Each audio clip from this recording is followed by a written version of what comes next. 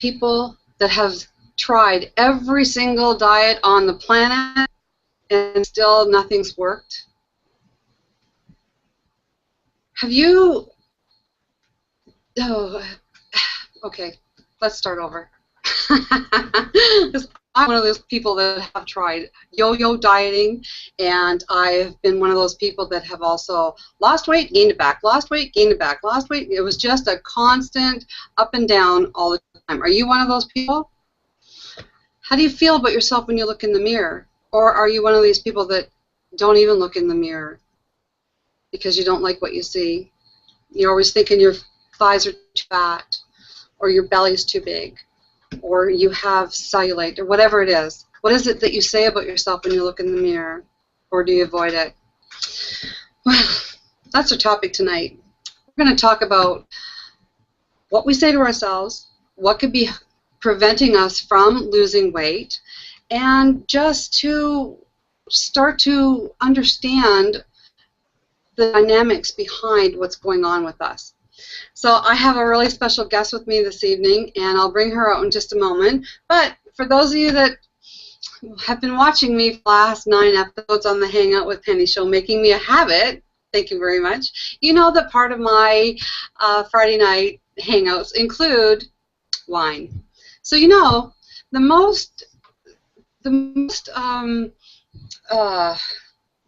well, I'm trying to think of what I want to say here.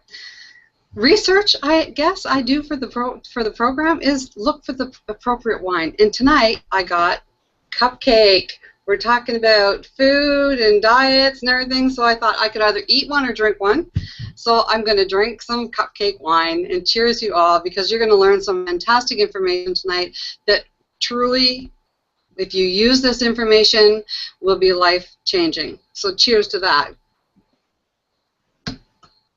So this is the Hangout with Penny Show. I'm host Penny Peddie. I am a law of attraction trainer and coach, and I just strive to do my best when every day, and I just like to get information to help me along the way, and when I get that information, I like to share it. My purpose of the Hangout Show is to inspire and uplift and empower you, and when I learn something, I share it, because I know it. When we start to implement certain things in our life, they can change. So, my guest tonight, she is an amazing, amazing woman. This woman was a turning point in my life. So I'm going to give a little bit of background on Marlene Keys.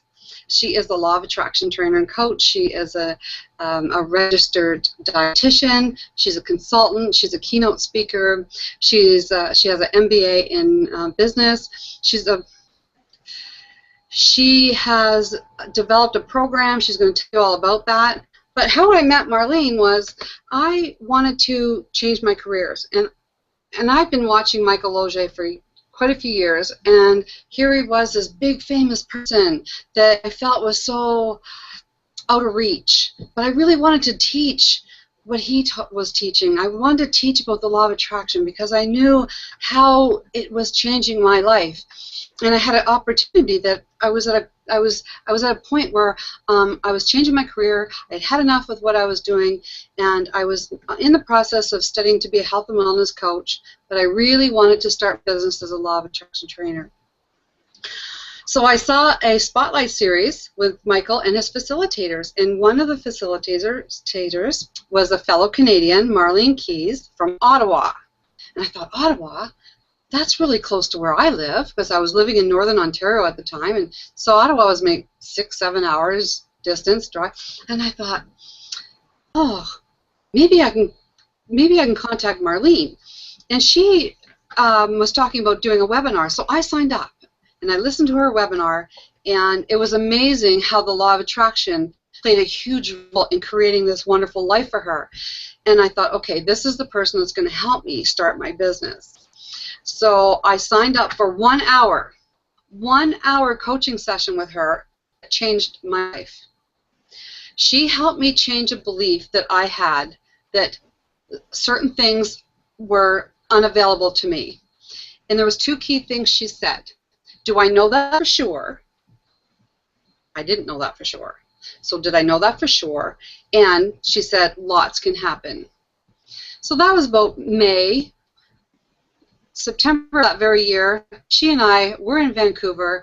I met her in Vancouver. I was being certified to do what she does through Michael Loge, and it's just been a whirlwind ever since. I've been just enjoying and loving, and we've become friends. And so, Marlene, come out and say hi. People are going to wonder, who am I talking about? So I'm talking about Marlene Keys. And so come out and say hi.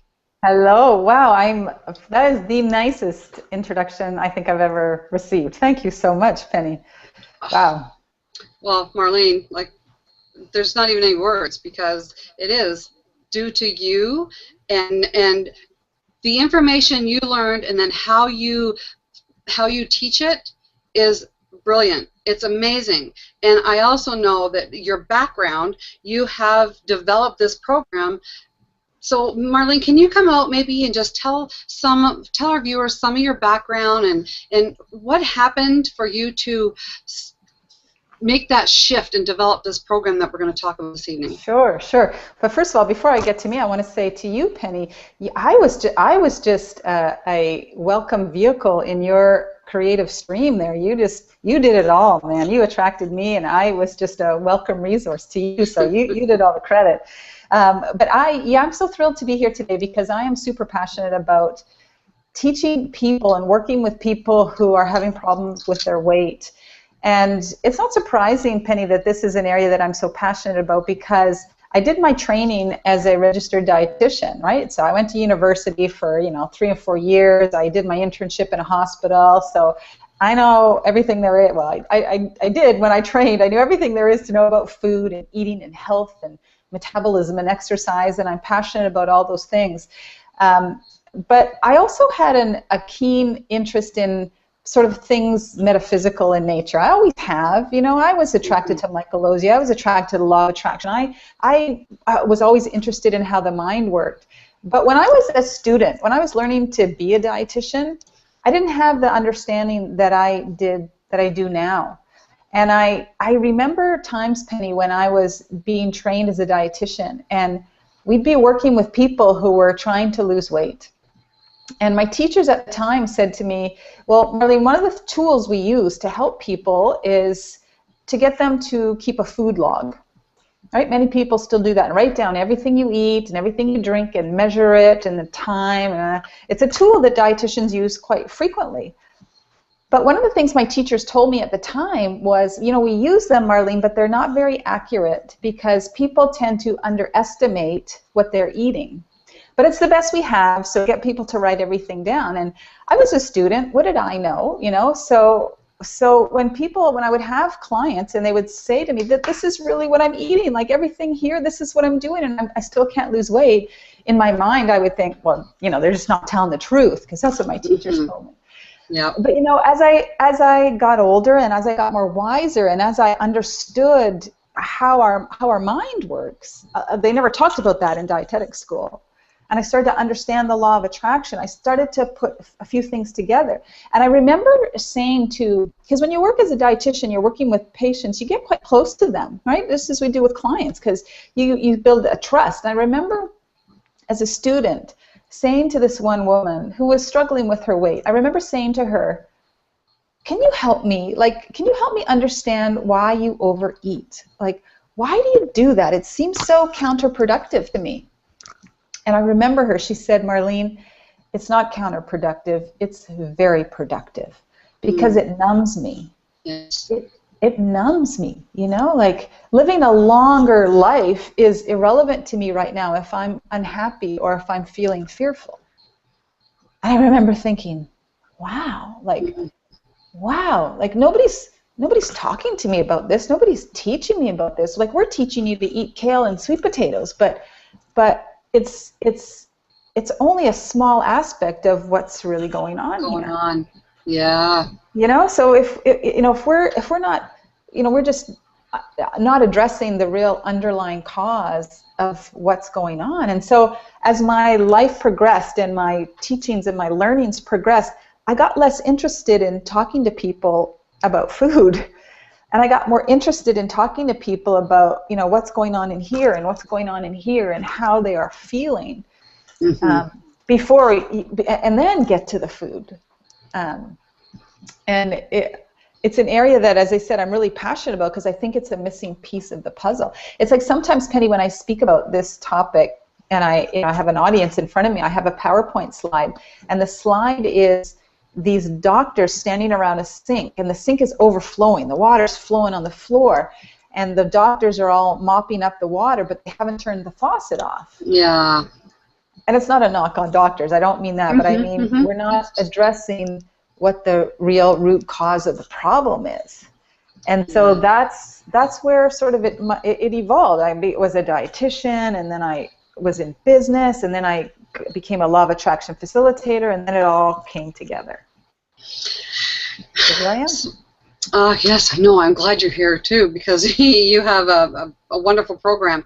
And so for the viewers that they're like, what's the law of attraction? Maybe that we have some just coming in for the first time and they don't even know what the law of attraction is, and they're hearing us talk about it. Well, the law of attraction is it's this universal energy that is with us at all times, whether we believe it or not. We can't see it, but it's what we create back in our lives by what we think. So it's whatever we give our attention, energy, and focus to. That means that when we think about how big our hips are, when we think about how fat I am, or when we think about, you know, being just like this one lady said, it numbs me. It numbs me. So when we have these feelings, they're generating this energy that's going out that comes back. So Marlene, when I say, is the law of attraction keeping us fat, could that be a true statement when it comes to the metaphysical aspects of the law of attraction? Yes, we are keeping ourselves fat, right? Through the vehicle of law of attraction.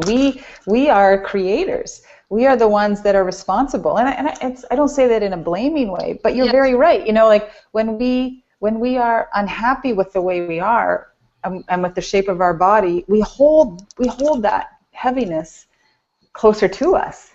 And, you know, clients will say to me, well, of course I feel this way. Look at my body. Like, I am so unhappy with the way I look. And I say, yeah, I understand. Like, I really understand that. But together, we've got to find a way to switch that around, because the more you are dissatisfied with what you have, the harder it is to change it. It applies to our weight, but it applies to everything in life. You know people who are unhappy in a relationship, and they complain about that relationship, and finally they get the courage to leave that relationship, and the next thing you know, they're in a new relationship, and the next thing you know, they're unhappy with that one, right? Or we don't like our neighbors, so we move, and the next thing you know, we don't like we take it with us. It's with us all the time. Yep. And our body is difficult because we carry it around with us everywhere we go. So it's like, oh, reminder, oh, reminder, oh, reminder. But that's what law of attraction is all about. And that's why dieting often doesn't work, Penny, because dieting is all about, you can't have that, and you can't have that. Well, then I'm focusing on the I can't have that, the more I want that, right?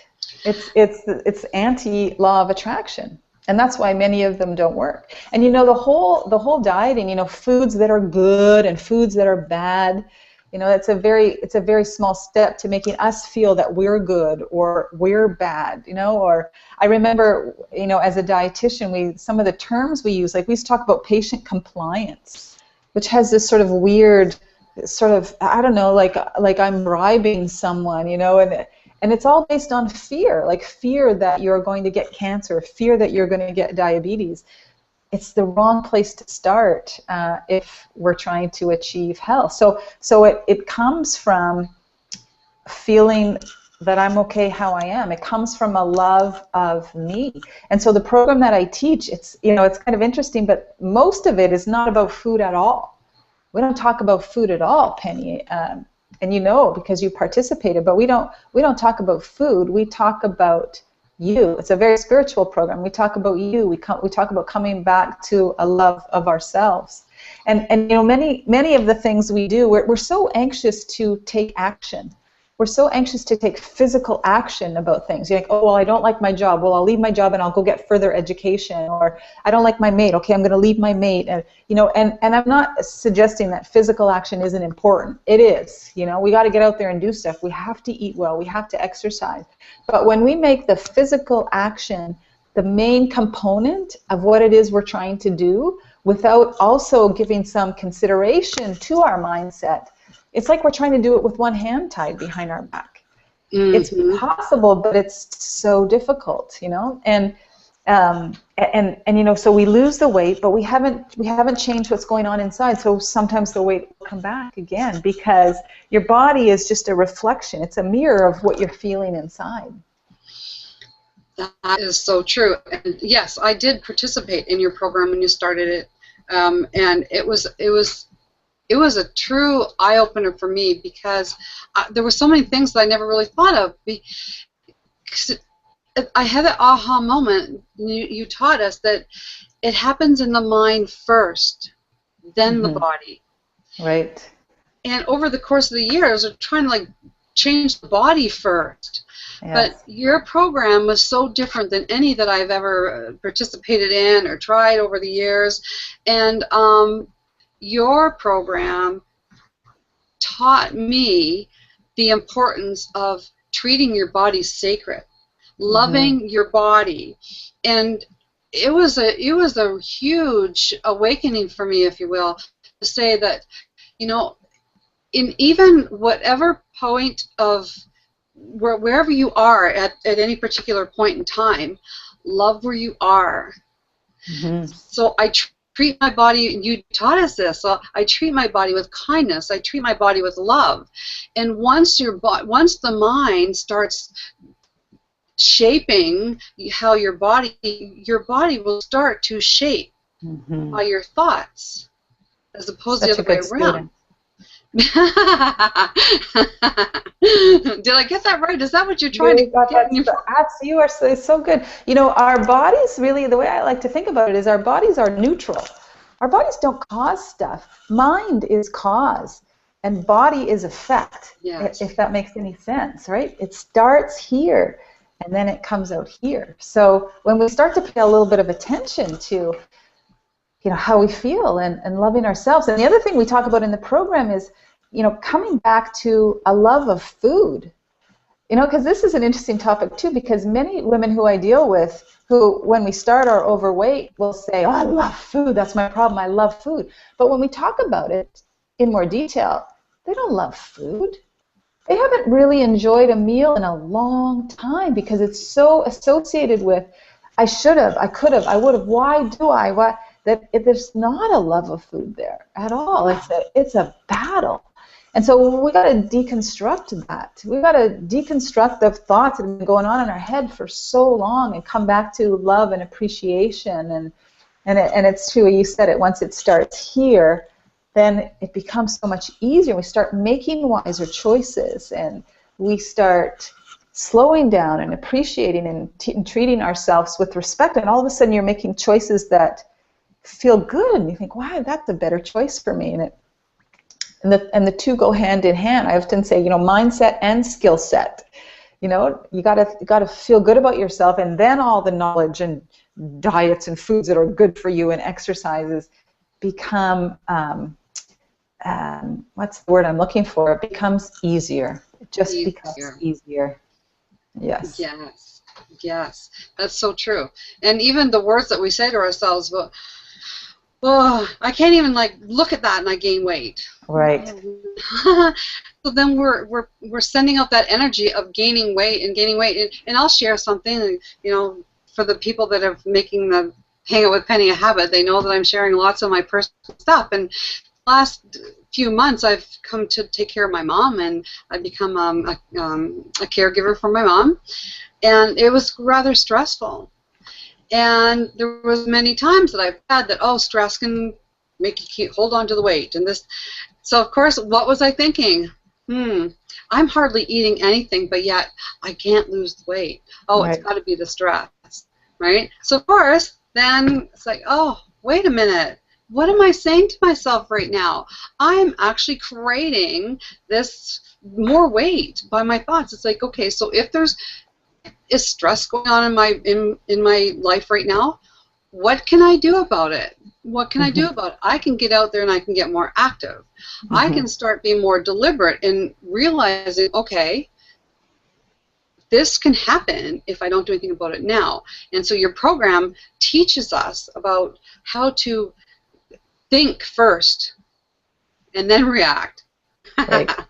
And the other thing that we talk a lot about in the program too is, you know, sometimes when we overeat because we don't want to feel, we want to feel numb, and we don't like to feel what we feel, and so we talk about in the program about the importance of feeling it. You know, I think some people who have a sort of a cursory understanding of law of attraction think it's about being happy all the time. You know, I just got to put a happy face on it all the time, and that is kind of numbing too. So we talk about, you know, you got to feel what you're feeling, and you have to acknowledge what you're feeling, because otherwise we eat it. We try to eat it away, but you have to feel it, and we talk about a way to move through it, so that it's a healthier expression of whatever it is you're feeling or whatever it is that's bothering you. So we talk about that, and we also talk about affirmations. You know, we've all grown up thinking that we need to be writing on our bathroom mirror in red lipstick, "I love my body." Well, you know, how would you feel every morning if you walked and you were naked and stood in front of the mirror and read, "I love my body" right inside? What would your mind be saying, Penny? Oh, it can actually do the exact opposite and say, "No, you don't. Look at you. You're fat and your thighs are big," and you start going down the spiral of the self-talk. So that affirmation actually did the reverse to what your intention was to start with. Right. So we kind of break a lot of those myths. What about when you get on the scale? Like, and this is different for everybody, but sometimes when you get on the scale, it gives you an awful message. You know, and that is the worst thing you can do for your weight. And people say to me, "You mean you don't want me to weigh myself?" I said, if it doesn't make you feel good, I don't want you to weigh yourself. I don't want you to get on that scale, because that is counterproductive to starting this process off in the right direction. Yeah. Well, I think you're so right, and I think when it comes to getting on the scales is because there's this, in the way I see it, is there's this this graph, if you will, that is come out with for our height and our age, we need to be this certain weight. And for me, I find it quite low on the scale, so I should probably weigh like 115 pounds. So I get on the scale and I'm like 155 pounds. Well, it's like, 40 pounds to lose, that's just, oh my gosh. And then I'm thinking I'm much fatter than what I really am. And so each time we look in the mirror, we're perceiving ourselves to be bigger than what someone else would notice us as. Right. So yeah, so getting on the scale sometimes can really, really sabotage your efforts and because we want this to be lovingly. We want to treat our bodies like you teach, with kindness and with love. And you know, sometimes dieting and weighing and measuring our food and trying to, you know, not eat this and not eat that, we end up feeling, you know, guilty, or, you know, the other, you know, fall off the wagon, you know, cheating on my diet, you know, all these words that, you know, make us feel guilty, or they make us feel humiliated, or they make us feel not worthy, and those are some of the most toxic emotions that are out there. And I love when you mentioned at the beginning about keeping a food journal. That was one of the worst things I ever tried to do in my life when it came to dieting, because I wouldn't write it down anyway. It's like, oh, I'm not gonna put that on paper. Right. So I wasn't honest with myself. So that was totally defeating everything. Right? Yeah, it's kind of like putting a Band-Aid on it. You know, it's not. We're not getting at what really needs to be talked about first. And maybe that tool would be really helpful after a bit of time. After we've done a little bit of mindset work, then the skill set stuff comes in. Yes. Holy smokes, Marlene, it's like 25 after the hour. Where's the time go? Time is so good, and I want to give you time to talk more about your program, so I'm just going to just remind everybody, this is the Hangout with Penny Show, episode number 10. Next week, episode number 11, I have Dana Smithers. She founded a business called Empowered Women in Business, And we're going to talk about relationships. Again, relationships and weight seem to be what people are most wanting us to talk about on this show. So relationships, and we're going to talk about how the law of attraction helped her find her husband when she was over the age of 50. So that's going to be really good. And I know, Marlene, you also have your story about, you know, setting it straight, the type of person that you wanted to have a partner, and you attracted him into your life too, and that's just an amazing story. I certainly did. I love that. So that's next week, episode 11. You can go to my website there, sign up, and I'll send you the recording of tonight's call, and also I'll send you the link for next week's show. And yeah, I love that you're making Hangout with Penny a habit. So Marlene, please, we still have some time. Elaborate a little bit more on your program, and tell people how they can get a hold of you to sign up.